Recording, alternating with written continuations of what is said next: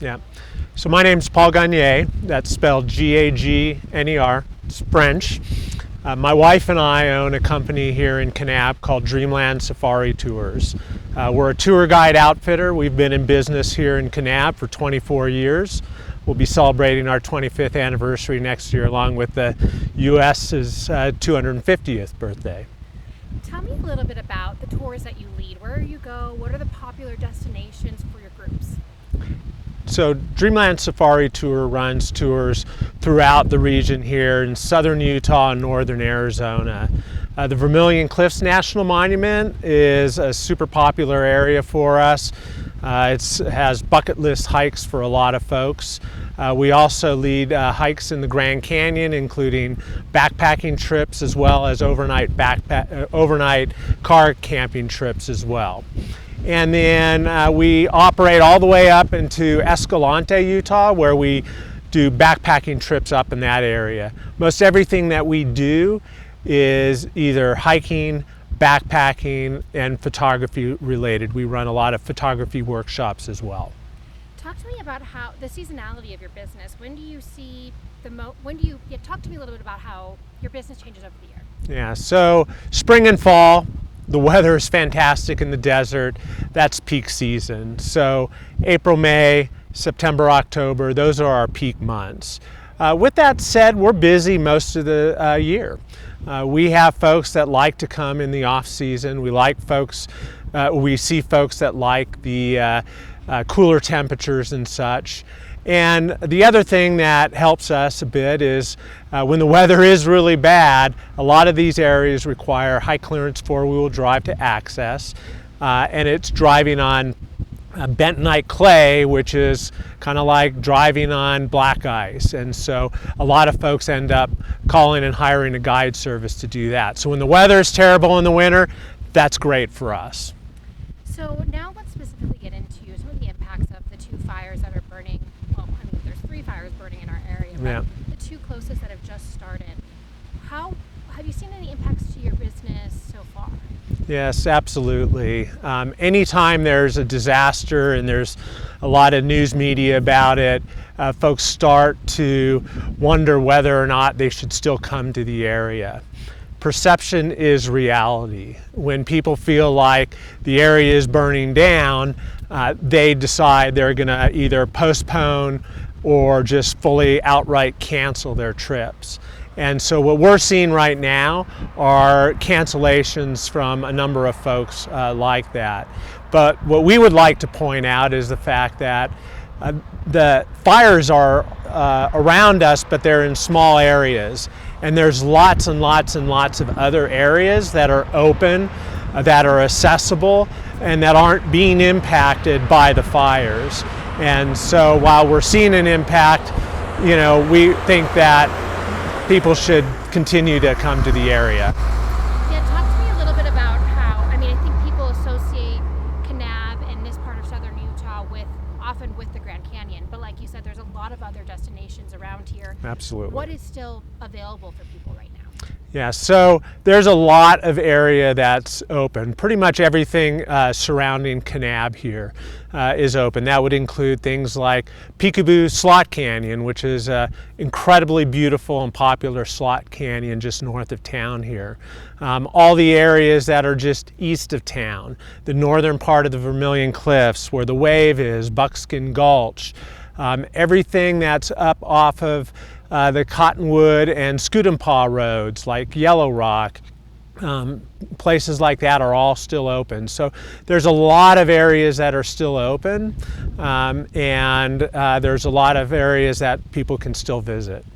So now that we know that the North Rim is going to be closed through the end of the year, how much of your tours are going there, have been going there in the past? So the main impact for us as a company is backpacking. And the fact that we do a lot of rim-to-rim backpacks. And right now what we're hearing is that the North Kaibab Trailhead, which is the entry or exit point depending on which direction you're going, is going to be closed until the end of the year. We'll see how long that actually lasts. And we're actually still holding out some hope that it might reopen. But that is a significant impact.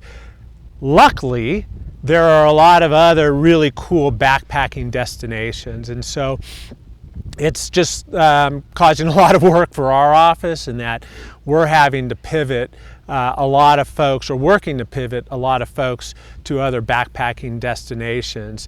Most of those are up in the Escalante area, about 2 hours north of us, which has some really fantastic backpacking destinations up there. Now, for folks that do want to visit the Grand Canyon, the north rim of the Grand Canyon, we also offer both day and overnight tours to Toroweep. And Toroweep is an amazing viewpoint. It's west of the main North Rim area that's been impacted. And actually, because it's to the west and the wind's blowing to the east, so it's blowing the smoke away from Toroweep, Toroweep is a great spot to go right now. For Dreamland Safari tours, we're donating 10% between now and the end of August of our proceeds for Toroweep tours to the Grand Canyon Conservancy's Disaster Relief Fund. And so that is a fantastic other spot to visit. But the backpack side of things, right now, basically we're pivoting to other locations.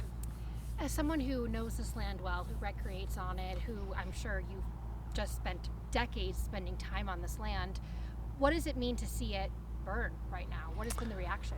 Yeah, it's really sad, of course, when you lose structures. I think the good news is that there haven't been any lives lost in this fire. And I think the firefighters themselves are doing an amazing job. I spent several seasons as a wildland firefighter, and I can tell you that as a firefighter, you earn your money. It is a tough, tough job. And so my thanks and my heart goes out to the wildland firefighters that are out there actively in these conditions fighting the fires. But it's really sad to see these places that are spectacular and pretty, and are areas that we just love to recreate in. It's really sad to see them burn. And we would like to say that, no, actually, so go on from there. Yeah, no, that was a great answer. Thank you so much. And I guess my final question would be, what are your hopes in terms of rebuilding and being able to get people back out on those trails and to be able to continue your hikes in these areas that have been impacted both from White Sage and Dragon Bravo? Yeah.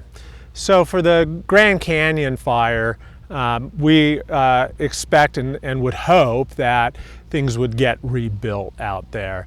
The North Rim is a really special place. About 10% of the visitation to the Grand Canyon goes to the North Rim. Part of that is because the North Rim is closed part of the year because it's high elevation and it's under snow. And part of it is just because it's less well known, and it also is harder to access. It has fewer services. And so we like to think that the North Rim will get rebuilt, and I'm sure it'll be bigger and better than it was previously. I think that with the White Sage fire, they just need to get that fire under control. It sounds like they're making some progress on that, which is great to see. And as soon as they do, they'll reopen access to some of the areas out in the southern part of the House Rock Valley Road there. Thank you so much. Is there anything else you want to add, or you feel like you didn't cover? No, I just think that the main message that I would leave people with is that in these sorts of instances, the best thing that you can do is to not cancel your plans, not cancel your vacation. Our communities need your visitation. It's a significant part of our community, and we need folks to visit. And so just because there's some fires here and there doesn't mean that the whole world is burning down and you can't get away from it. There's plenty of spots around here that you can get away from it, and we need folks to visit. So we appreciate everyone maintaining their vacations and scheduling their vacations out in this area. So thank you. Thank you so much. All right.